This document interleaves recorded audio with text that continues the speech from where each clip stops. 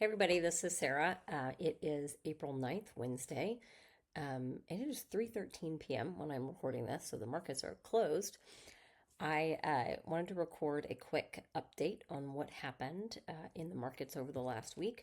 I don't normally do this because even though I am a financial planner and investment manager, we are, our approach is pretty low cost, broadly diversified, kind of set it and forget it as much as we can. But the reality is there are times in the markets where we have to be very hands-on, like I was the last few days. So I just want to show you, this is kind of what our aggregate client accounts looked like year to date. And this is where we are right now. It has gone back up a bit. It's just not on this chart. And let me tell you, this is not fun.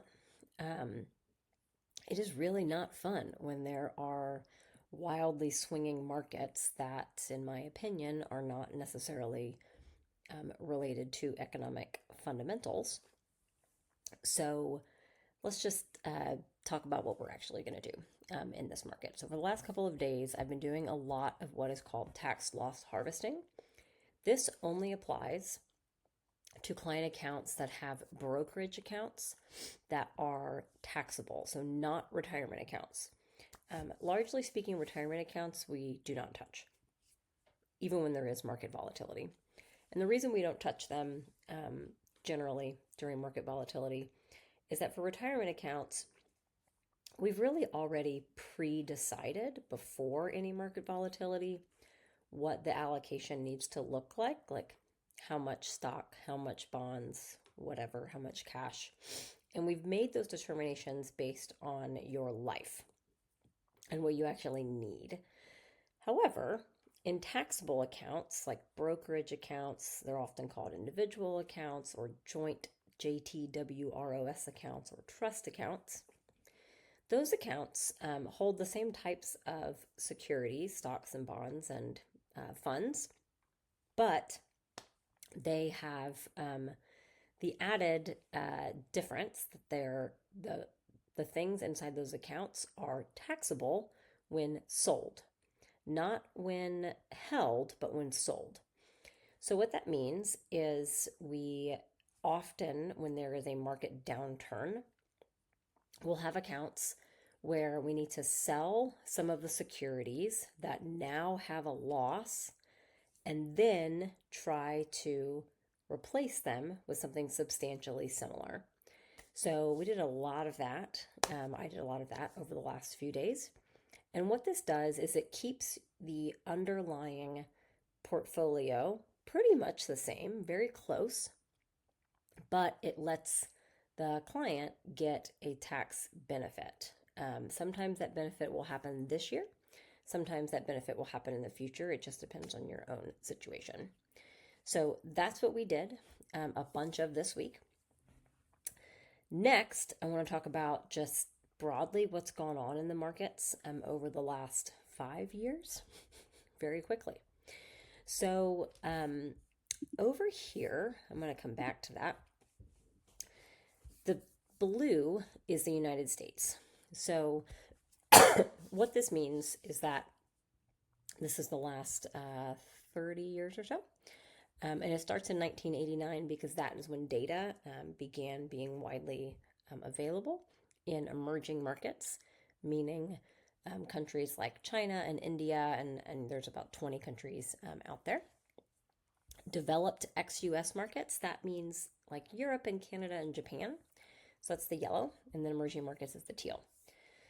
So what you'll notice is that the US has gotten very expensive. This was the tech bubble. This was COVID. Oh, I'm sorry. Yep. After COVID. This was the Great Recession. And then this is where we are right now. So what that kind of means is that the US may have a lot of room to come down. But that international stocks have looked kind of normal for the last decade or two. And so because of that, they may go up again. Will they actually? I don't know. But the fundamentals say that they probably will. I also want to show you that if you had $100 at the end of 2019 and you decided to invest it in the stock market, so right before the pandemic, if you had $100, you would have had $54 in the United States. And of that, you would have like 3 or so in Apple.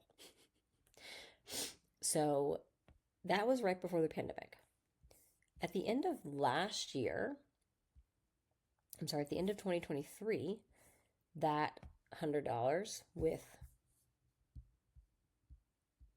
one moment, if I can make this work, 54 in the US right before the pandemic.